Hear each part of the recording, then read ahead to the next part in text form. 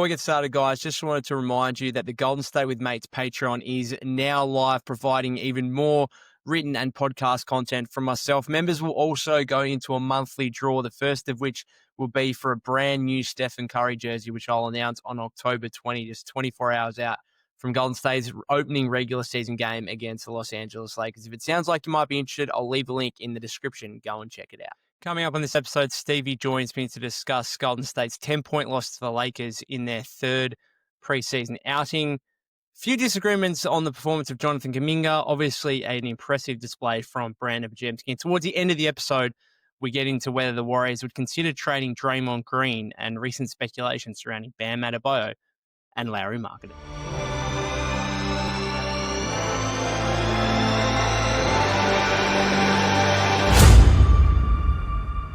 Alrighty, Warriors fall 126-116 to the Lakers on Sunday night, or Monday here for Stevie and I. Pretty underwhelming game, it must be said, outside of the third quarter where Podz got going and the Warriors put up 39 points. I think, where do you want to start, Steve? Is it Podz? He's probably the player of this game. I know you've been talking a lot about his mid-range stuff and his finishing at the rim and stuff like that. Well, it came around in this game. It must be said he was impressive. 23 points, 5 rebounds and 8 assists, 10 of 16 shooting. Is that where you want to start, you reckon? I think instead of talking about Podz directly, it would be the combination of how much we've had hopes that Kuminga could run an offense when the ball's in his hands, and then how much better Podz's vision and ability to just orchestrate an offense, whether it's him scoring or him setting up players. It only took 2 games for Kuminga to revert back to who he was, and I think it just shines of like what Podz is able to do with being able to be flexible as a facilitator. Yeah, being able to penetrate or come into the perimeter, observe, and decide: am I going to be a scorer? Or am I going to facilitate? I think that was a really nice thing to be able to see, that he's able to change mid-gear and operate. And I don't know about the finishing, if we'll see it when they actually face real rim protectors. You got Hayes and you got Aiden out there who are questionable NBA players. But it was promising to see for sure, because I think that if we heard in the TK podcast with Steve Kerr saying basically the biggest thing that they felt like they gained by Jimmy Butler joining the team was that he would run the second unit, I really hope that Podz is given the keys to run that second unit from time to time. Today, I think, was a promising taste of what that might be able to do if he's given the ball a little more often with a little more free range to run the system on his own. What do you think from what you saw throughout the game with him, and in comparisons to especially the first quarter with Kuminga kind of running the show a lot in that first quarter?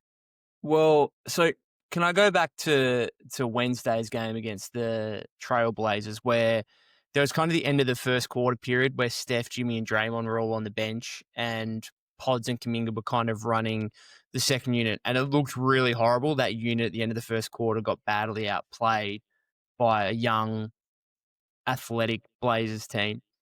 This was a lot better, particularly in the third quarter where Podz exploded. And I think it's more so like the playmaking stuff is great, 8 assists. And I know we talk about, and you've spoken a lot about his lack of finishing around the rim, and I've spoken about it as well, and getting to the rim and sometimes getting stuck where he's not confident enough to go up with his shot, and then he's trying to force passes. One thing that I feel like we gloss over in all of that is the fact that he at least gets to the paint. Like that's a start. Like his ability to actually penetrate the defense and get to the paint.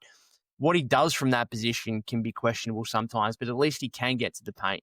And I did like some of his shot creation, shot making stuff in this game, particularly with a couple of his mid-range jump shots. Like he had one where I think he got it back off Draymond and hit like a baseline midi.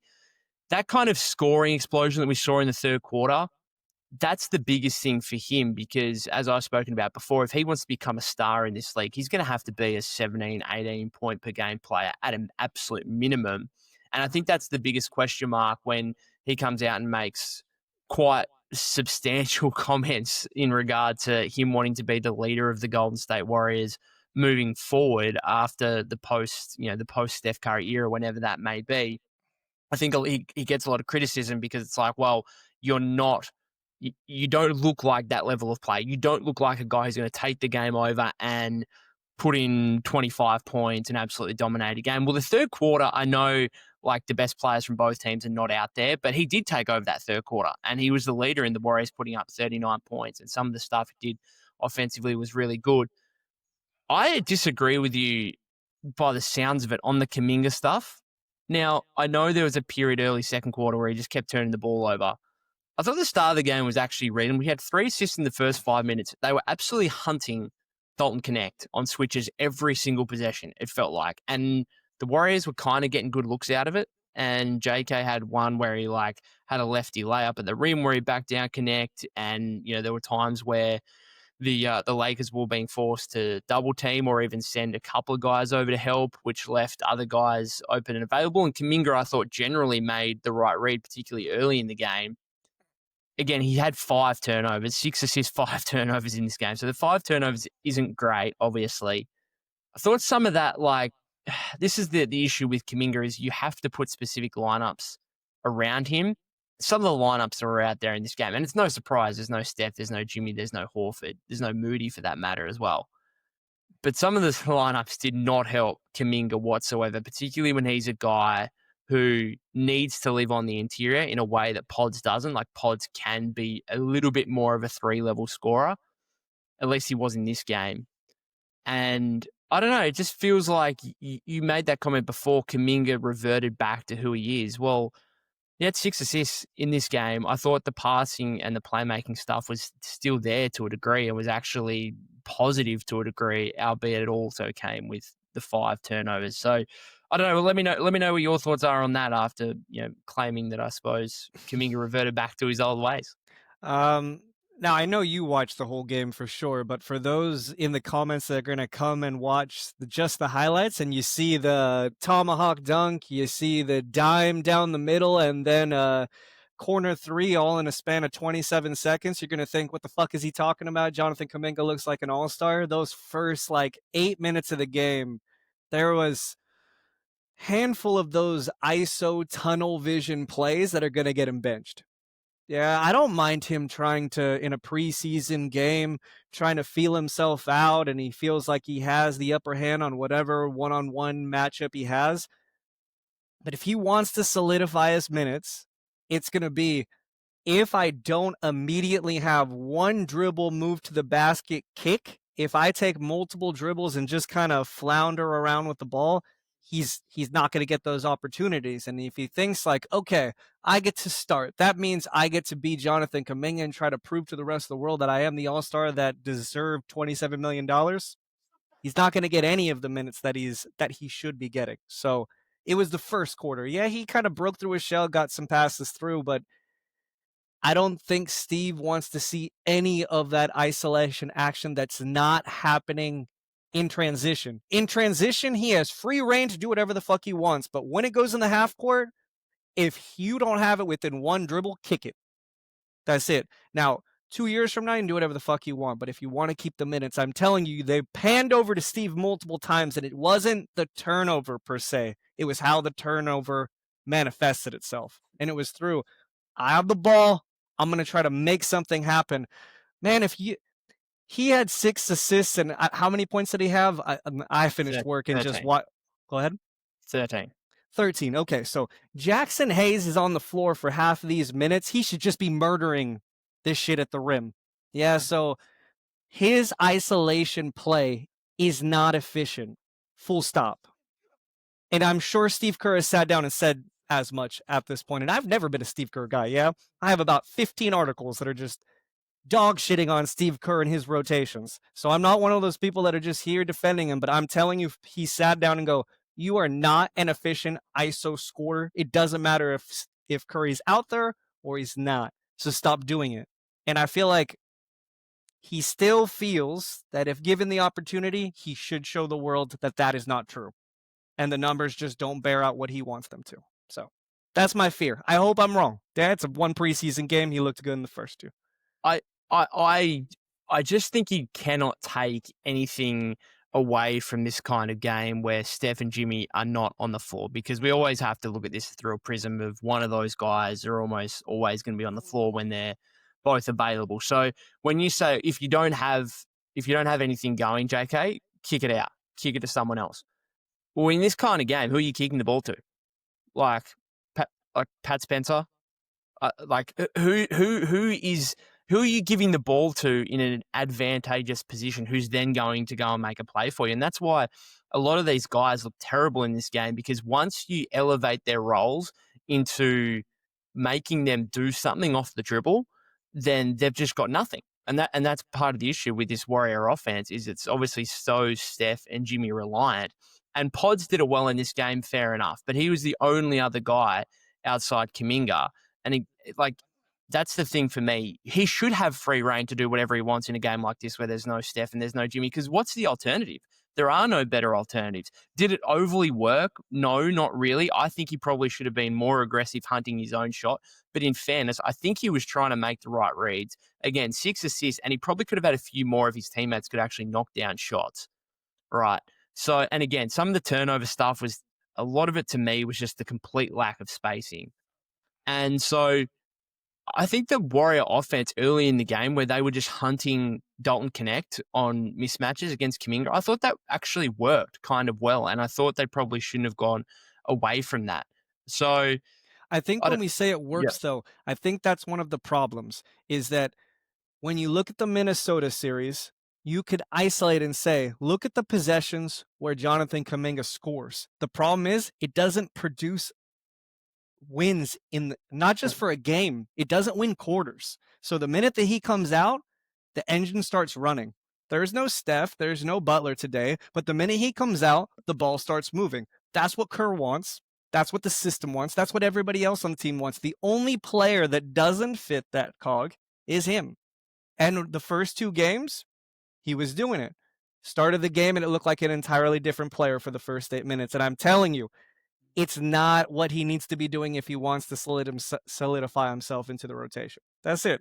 If we had a different coach, it'd be a different story. It's just a preseason game. Go out there, man. Get yours. Let's check it out. LeBron's on the sidelines. Luke is on the sidelines. Like, go eat somebody up. Go find somebody's head. But he got the big dunk. He got the big dime. He got 3 points. And we were down, what was it, like a 20-4 run. So, it's about, just because something looks impressive or semi-effective in an individual possession doesn't mean it's a cohesive system to have a plus at the end of a quarter. And I feel like sometimes he's running things that look good in a vacuum, but are not conducive to winning.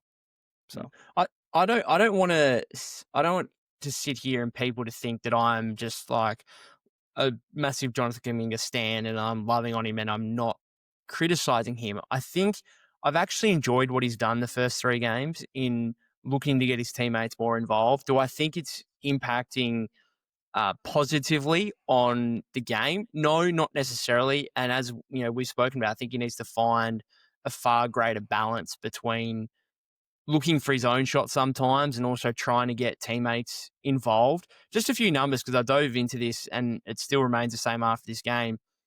He's so far through the first 3 games, he's easily double the assists he's averaging easily double the amount of assists per 36 minutes than what he has through the first 4 years of his career.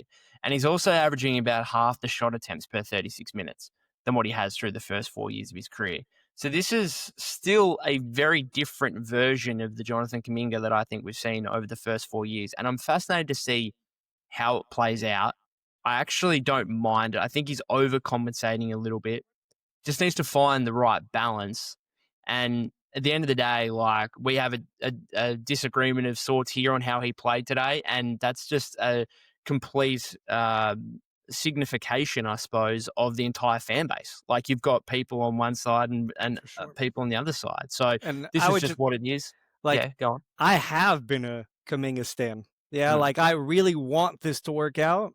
And this game starts, and I'm just like, and the first time that panned to Steve, it's like, that's all it says. That's all it is right there. Like, and you asked at the beginning of I don't remember if it was our first pod or our second pod, is there anything that Jonathan can do that will lower his stock?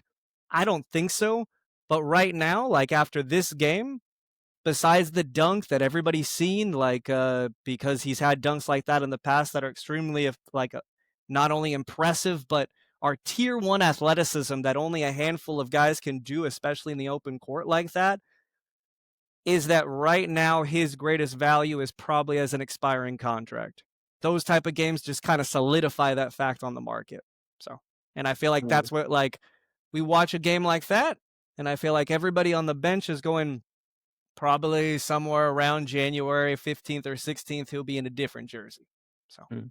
I still think that's a very likely reality. I still think he's going to have value to teams who probably look and say, hang on, in a different system, it just, there's way too much overthinking going on at times. That's what it mm, is. It's him. And I actually give him, again, I don't want to sit here and just love on the guy and say he can do no wrong, but I actually do give him credit for trying to fit in through the first 3 games. It's just not natural to him. And I think he's done that across the course of his career. He's it's not through a lack of trying, I don't think. mm. It's just he doesn't quite have the high IQ to be able for it to come naturally to him in Steve Kerr's system. I just think that's the reality of it, and that's why it's been such an awkward fit today. Anyway, I feel like we've spoken about Kuminga long enough. Any other major takeaways from you in this game? Anything from an individual standpoint stand out to you? Um, Not particularly. It was a pretty boring game besides something that you stepped on, spoke about in the last podcast without me on here, is with Cryer just taking that spot from Jackson Rowe. I mean, I know it's absolutely not important who our last guy is, but it's just like, it'd be really nice to have some guards at the back end where you just kind of bring them in and they can just be dogs and do some stuff and get rid of that Jackson Rose slot. I just think it's symbolic to just be making the better decision roster wise for each position is important. And maybe just getting a little more time and not having Gary Payton II be like the 6th or 7th guy on the rotation would be great to see. Hopefully that changes once the roster is healthy. But Will Richard, what's your thoughts on him from what do we got? A couple games in now. The passing looks a little iffy, but the defense looks good. What do you think? We heard on the TK interview with Steve Kerr that he basically thinks he will not have any minutes. I don't know if that's exactly how you took the words, but that's basically what he said. Have some time in Santa Cruz, pack a jacket. It's cold over there on the coast. Like, I don't really understand that statement when somebody takes a guard that's basically fully baked, yeah, like somebody who's built for your system, and then basically say he's not going to play. Hopefully, he can earn a minute or two. What's your thoughts on that from what you heard? Can I just go back before I answer that? Can I go back to the Jackson Rowe thing? Ever Absolutely. since you've just like you keep talking about this guy like doing nothing, like the idea of him is good it's good in theory, but he just doesn't do anything on the court. And I don't know, I was watching this game and it made me think of like the DJ Khaled meme, like what does he even do kind of thing. And I'm like watching him play, and I'm just like, this guy's just out there doing cardio. Like Yep. he's not doing anything offensively. I mean, he made both his baskets to the rim. Cool. I don't care. There was absolutely no impact. And at least LJ Cryer, he's actually doing some stuff. Like 14 points in the last period against the Trailblazers on Wednesday. Basically helps the Warriors win that game. Has that big pull-up 3, which was ballsy, like cold-blooded as it can be for a preseason game, I suppose, in the last couple of minutes. And then he has another, 11 points today, 3 of 5 from 3. Like, he's actually doing stuff now. He's limited. He's 6'1" guard. Not sure about the playmaking. Like, he looks like a score-first guy. But at least he's doing stuff in a way that Jackson Rowe just completely isn't. Jackson Rowe is also nearly 30 years old. Like, so just give LJ Cryer that 2-way contract based on these last 2 games. Anyway, Will Richard. Tale of two games over the past week for him, because he was really good in that fourth quarter against the Trailblazers. 9 points, looked really good. And then today, I was actually really itching for him to get more opportunity further up in the rotation. He got that. He got minutes in the first half, obviously, with the 4 guys out, and it didn't look great, it must be said. 2 of 9 shooting from the floor, I think 5 points. I think did he foul Austin Reeves or Dalton Connect on a 3 at one point? There is some not ill-advised shot attempts, because some of them were at the end of the shot clock where he just had to heave them up, but they were like ugly. just didn't look great. And so I think Steve always goes into this with particularly second round picks saying that, hey, these guys aren't going to play very much, particularly at the start of the season. Because I just generally feel like the Warriors don't like to place too much expectation on their young guys. And I feel like we've seen that in the past with, Quentin Post going back to last season, and even Podz and Trace before that. So whatever Steve says right now, I don't really care too much about. But I do look at a game like this and think he's a fair way away. And look, a couple of episodes ago, I was itching, just should GP2 be playing? Should he be playing over GP2? Watching a game like that, I'm like, no, I can see why Steve would still just prefer to rely on the guy that's been there, done that. And GP2 is not standing out at all. I think some of his defensive stuff isn't great. But when you've got so many guards in the rotation, I do find it difficult for Will Richard to be getting minutes when you're going to see, hopefully, Moody come back, obviously, and then you've got Melton coming back, and then Seth Curry will be added to the mix at some point as well. I do struggle to see how Richard gets an opportunity aside from second night of the back-to-backs where a heap of guys resting, or touch wood if the Warriors go through a heap of injuries at some point.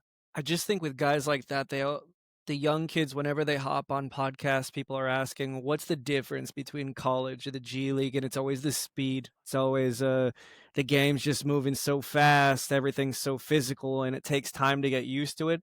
You can only gain so much experience from practice and watching it. And I feel like a guy like that, if he just gets, a consistent, I don't know, 20 to 25 minutes a week, it would make such a difference. And, late in the season, you're like, oh, this kid's hitting threes. Let's start to play him. And then he gets in the postseason. He's like, he's lost all the time. Of course he's fucking lost. He hasn't played all year. And it's the type of guy that I feel like you draft to use. If not, don't draft him. And if there's that much disconnect between the front office and the coaching staff, mend that fucking bridge and do something about it. Because it feels like sometimes they're talking out of two sides of both of their mouths. Like, oh, we're great friends. We got everything. We love each other and so forth. We're on the same page. I just don't understand the draft pick then. You can use those type of assets to put them into trades or push them back if you're not going to use those type of players. So, or draft for upside, right? So that's I don't really understand the Gary Payton thing of using him in the preseason, especially when the guy is going to get hurt throughout the season twice minimally. So why is he even playing these minutes? Just to kind of connect the system, I suppose, but it's very interesting when somebody fouls a three-point shooter who's not Gary Payton. It seems to be a very big deal. But when Gary fouls a three-point shooter, it seems to go completely blind to the coaching staff. So that's something. I think I'm going to keep a tally of how many times he does it compared to Moody and who's getting punished, vice versa, like how the discipline is being allowed it out. So that's something I'll be watching. No, very fair. Another thing I just wanted to bring up with you, because if I was to point at another slight positive from this game from an individual perspective, our boy Trace Jackson-Davis, I thought he was all right in this game. 14 points, 7 rebounds. It's kind of started during the third quarter on Wednesday against the Trailblazers, where he had a couple of big dunks and a big block, I think, in the third quarter. And I was like, it's a bit more like it, bit more aggression at the rim on both ends. And then again, this game, he's kind of coming up against Ayton and Jackson Hayes. So it's not like it's a great center duo that he's coming up against. But again, 14 points, 7 rebounds in 20 minutes, couple of blocks as well. And I just thought a little bit more like we saw in his rookie year. I'm not all the way back. I'm not saying he's a guaranteed part of the rotation. But I thought he outplayed Post in this game. Post hit 3 threes in his 18 minutes, which I feel like he's just always going to do. He's just always going to knock down a couple of threes. That's what he does. But, man, there was very little from Quentin Post outside of that I liked. And he got bullied by Ayton. It must be said. He got bullied by Ayton at times. Ayton was, I think, 6 of 8 from the floor. DeAndre Ayton had 5 assists, which is bizarre. 8 rebounds. Post, I don't know what his final rebounding tally was, but I don't think it was great.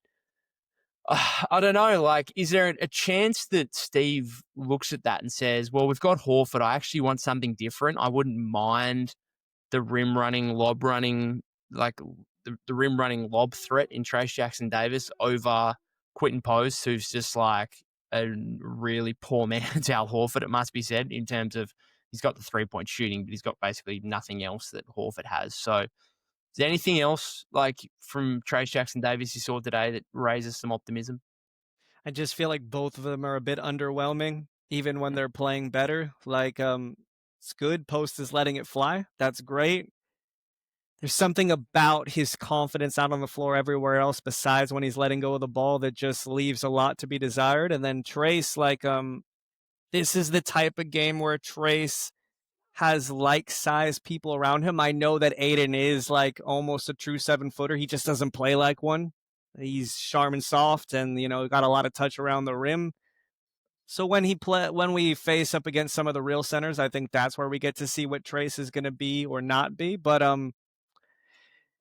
I think it transitions to the idea of what Steve brought up, that he clearly said that OKC is the best team in the West, and like that the Nuggets look like the second best team in the West. That's an odd thing for a head coach of a team, manned by Steph Curry, to clearly say that we're not like we're in the fight type of play. We're a black horse basically contender. Those aren't the words he said, but that's what I heard.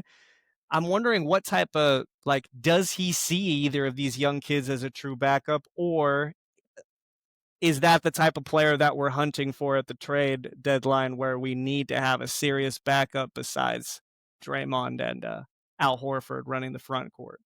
All right. Well, can we transition? Can we transition off that and off this game? Are we talking about a backup, or are we talking about a legit another front court option? Because obviously there's this Kuminga piece.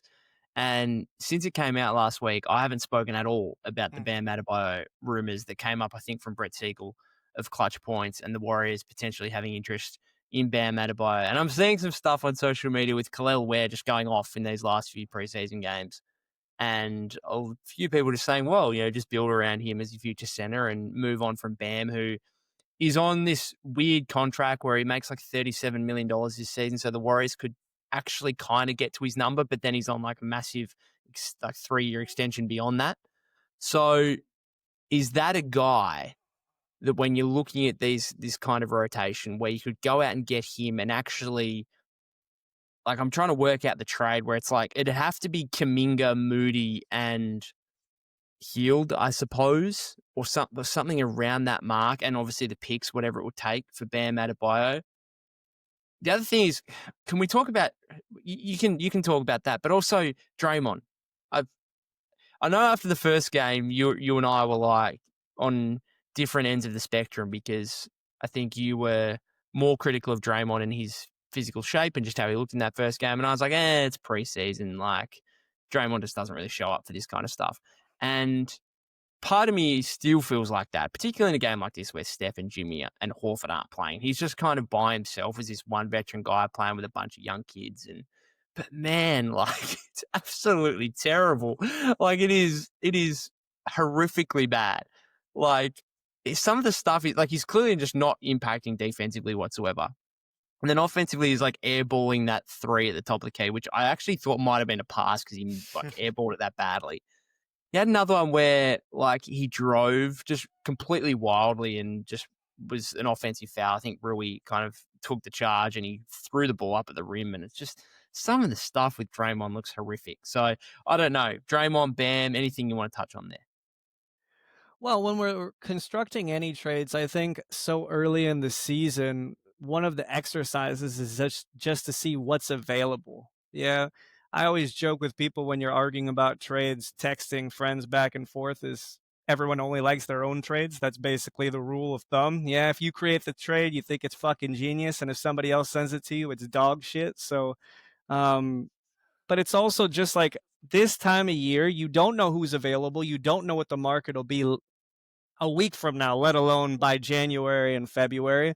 It's more just to see how the math works, the subjective math and the objective math. Yeah, you have the numbers you have to match, which, especially since like both teams, to my knowledge, are both first apron teams, and the Warriors are hard capped at the second apron. So it's always going to be a third team trade for almost any of the upgrades, where you're going to have to find somebody else to kind of absorb a little of the little extra stuff.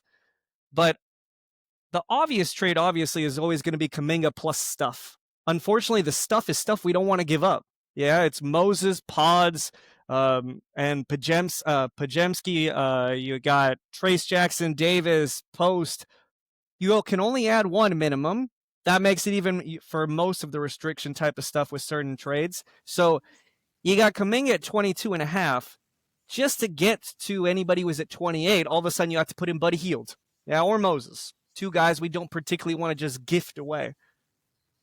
When you put three teams together, it's pretty easy actually to do Kuminga plus Draymond. Then all of a sudden you get to that number where it's quite easy with a third team, and especially a third team like the Jazz, who have a bunch of mid-level like Kyle Anderson guys who can go this way and that way. The money works pretty easy. The Nets also are another team that have space, who, if incentivized with some cash and a second-round pick, can facilitate a trade. The Kuminga Draymond both going out is really the only clean way roster-wise to make any big trade. So we saw Lauri Markkanen's name pop up. Dude makes 47 million, 49 million. You want to make that number work? Those two guys going out plus some stuff is the easy math. Now, told myself Friday over a drink with my girlfriend, I'm going to stop Draymond trades. She laughed. She said, good, I'll talk to you tomorrow. And what did I do all morning while she was still asleep? I made 15 Draymond trades for Lauri Markkanen. Yeah, I'm moving them this way, moving them that way. So it's just something to monitor, though. Yeah, if for some reason Lauri Markkanen actually is available, Bam Adebayo is actually available, my guy Derek White, that's the guy that I've been looking at since June, is actually available and being sold on the market, not just through the grapevines, but put out there who's got the best trade available. It's something just to consider that Kuminga and Draymond make the same amount of money, and that as much as we talk about how much Kuminga needs specific players to work around him, obviously Draymond being not only a non-shooter completely in second halves. Yeah, his 3-point percentage is an illusion. It is completely based on first quarter made threes. He's a non-scorer inside. Yeah, and not the first, second, or third best facilitator on this team. Yeah. So you got Jimmy Butler, Podz, Curry, who even though he's reckless with the gravity, he's still and then now you have Al Horford. So just something to consider with the trades. What do you think about Bam though? Does he have how much value does a guy who's going to get $51 million and his own fan base is considering dropping him off for some 7-footer? How much value does he have? Would he be worth 2 or 3 first-round draft picks regardless of who we're sending that way? Yeah, I don't necessarily think so. And I also think that it's very difficult to, in today's modern CBA, to have a roster with 3 guys making $50+ million. So if you've got Steph, Jimmy, and Bam, or Steph, Jimmy, and Lauri Markkanen, it leaves you very limited with what you can do elsewhere. That's not to say I wouldn't consider it, though, to be fair. But I suppose you just have to be very careful about your timeline. I suppose the Warriors would say, well, hang on, Steph and Jimmy have only got one more year after this one on their current contracts, and maybe they both take less. I'm sure Jimmy would have to take less on his next contract. Steph probably, hopefully, maybe he's willing to actually take a little bit less, even if his performances actually still warrant a max contract. So that's the kind of futuristic stuff you got to think about, particularly when Podz is also extension eligible next offseason. The Draymond stuff, I'm just starting to think, because I wrote an article about it earlier today, about exactly the Markkanen stuff, where Warriors have no ability. So Bam, they actually kind of have an ability, because I just looked it up. So the Heat are like $7 million away from the first apron, by the looks of it. So they kind of have an ability to go Kuminga, Moody, Hield, and picks for Bam and like a minimum contract from the Heat, right? And bear in mind that the Warriors, once they sign Seth Curry, they'll have 15 on the main roster. They could technically do a 3-for-2 trade and not have to fill out the 15th roster spot. They could just have the rest of the season on with 14 players on the roster. So the Bam thing you could technically get to. Markkanen is just flat out not possible unless you're willing to trade Draymond. And I'm starting to look at this and think it's kind of, I know he doesn't really care about the regular season until like it's really go time in the second half and like after the All-Star break. But if I'm Draymond, I'm probably I'd probably try and play pretty hard to start the season, because if he's not, And if it looks like the cliff is coming, which based on the first 3 preseason games, and again, I'm not overreacting, but he doesn't look good. Let's put it that way. He doesn't look good. If it looks like the cliff is coming, I think the Warriors would have to consider saying, all right, let's move Draymond and Kuminga for Markkanen, like Draymond and Kuminga and picks for Markkanen. Maybe you try and keep Podz. In that instance, you could keep Moody, you could keep Hill, you could keep some of those smaller mid-tier contracts. Or Bam as well, where it's like Draymond and Kuminga for Bam and something else from Miami. And obviously whatever picks the Warriors would have to throw in as well. Because some of the stuff with Draymond, it's like, again, in a very similar way to Kuminga, you have to specialize. In fact, Kuminga, I think, is more of a three-point threat at this point than Draymond. He's certainly a more willing shooter than Draymond.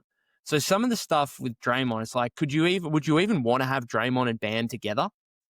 Because that's just a real lack of spacing. I actually don't mind the idea of like Bam and Horford together, Of course. as like a double big. That actually kind of makes some sense.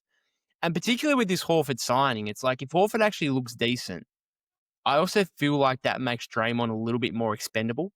Mm-hmm. So if I'm him, I'm kind of joining you on the putting Draymond into mock trades. I know it's only 3 preseason games in, but And it feels like for everybody just talking about Lauri Markkanen based on the last year, I want to rewind back when the last time he was really playing ball outside of Finland and really trying to win was that 23 season, 22-23 season, when there was the Vanderbilt, Olynyk, and I think they were the 1 seed for like a half of a minute. Yeah, but there wasn't just big numbers. Lauri Markkanen is a finisher and a scorer.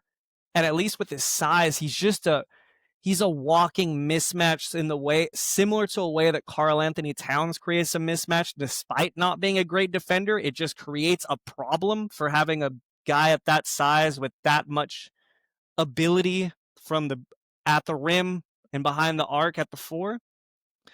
But it's just fun, something that I do whenever I'm monitoring trades. Now I have to watch the Utah Jazz on a regular basis, yeah? So before everybody just decides that it's a stupid fucking trade and why would you trade for Lauri Markkanen, how about watch the first 20 games and actually watch besides the highlights of Lauri Markkanen? That would be my, because I would guarantee that the vast majority of Warriors fans have only seen Lauri Markkanen about 15 times against the Warriors for the last couple of years. So I would just you're watching Miami and just seeing is Bam still one of the top defenders in basketball? Is he still a 1 through 5 defender? Can he defend out at the perimeter like he used to?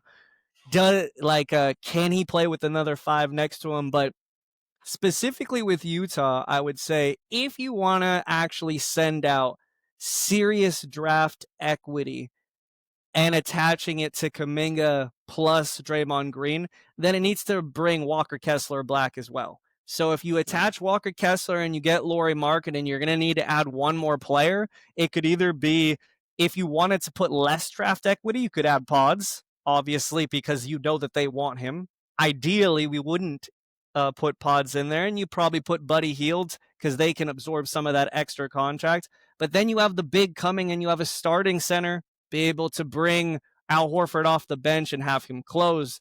And then you have 3 real bigs. Yeah, rather than just getting Lauri Markkanen. Then what do we do? We're already looking at Post and Trace Jackson Davis, hoping they are rotation players. You get rid of Draymond, and now you're putting more faith in them. So it seems like if you send out Draymond, a center better be coming back in some way, shape, or form. And he better be a center that's better than Trace Jackson Davis. Yeah, no, it's very fair. I don't. It's going to be very interesting first 15, 20 games this season for Utah in terms of Markkanen's value, because right now, yes, he had a good Eurobasket, but his last season was poor, and he's starting a 4-year, $196 million contract. But Lauri Markkanen on nearly $50 million a year is a lot different to what we were talking about going back to last offseason where the Warriors were so keen on him. I'm just looking at this, and obviously if you were to move, let's take Kuminga out of it. Now, Kuminga's obviously in the trade, but right now, Kuminga looks like a guy who's 18 to 20 minutes off the bench. Yep. Yeah, so if you're just going from Draymond to Markkanen, obviously that's a huge defensive downgrade, but man, the offense looks very good if it's suddenly like let's say you're closing a lineup with Steph, Podz or Moody or both, Jimmy, Markkanen and Horford. Like that suddenly looks really good. So I don't know. It's kind of tempting to throw these trades together, particularly with how bad Draymond is looking right now. And the Bam stuff is like, well, again, is similar boat to Markkanen. Now, not the offensive floor spacer of Markkanen, but has more offensive skill than Draymond. And obviously, you're not losing as much defensively with Bam as well if you're to bring him in. He's obviously got the chemistry with Jimmy going back to their time in Miami. So I don't know. My overarching point is I'd just be careful if I'm Draymond because if the Warriors want a massive upgrade and if the Warriors want to get another $40+ million player, the same can be said if it's like Giannis probably makes too much where it would have to be Jimmy and picks for Giannis. Same with LeBron if they were to go down that. So Jimmy would actually be in trouble, which I think is unlikely. But if Giannis is truly available, maybe they go down that path. But if it's a guy making less than $50 million, Markkanen at 46.4, I think is this season. Bam at 37. If I'm Draymond, I'm just a little bit I'm not worried, but I'd be trying to play my best anyway. Last thing about Lauri too, I'm glad you brought it up because people often I have talked about Walker Kessler a little too much over the last 2 or 3 years, but he's a walking anomaly. If you go through and you see how many guys can you actually pick up that affect your roster in a positive way, but don't detract from your rotation and your depth, he's one of the only guys that's making less than $5 million. You can just throw him in. That's why Lauri Markkanen was such a coveted gem before he signed this contract. Yeah, he made $18 million. You could basically send things you didn't want plus picks and bring him back. And they were unwilling to do that then, or maybe Utah was just asking for too much because Danny Ainge, that's the way he plays. He needs to win a trade to execute a trade. But I agree. At $47 million, the first thing I did when I saw it was, okay, before I look at the Warriors trades, how many other teams should be coveting Lauri Markkanen at that number and the cost it's going to take to get him? I don't think there's that many other teams. Honestly, I know he fits on any roster as a scorer, but when you look at what they have to send out to match and what it's going to cost, it's a very, very small amount of teams that fit that bill. And so I think that benefits the Warriors if they do go down that road. But it really doesn't matter until we actually see him. We heard he had lower back issues last year. We don't know if that's bullshit and they just didn't want to play him because they were trying to tank their way into Ace Bailey. But lower back stuff for 7-footers is a red flag. They were also having Walker Kessler shoot threes. So I don't know if you could take anything from last year's Utah's team. Everything should be taken with a grain of salt. Who did I see take?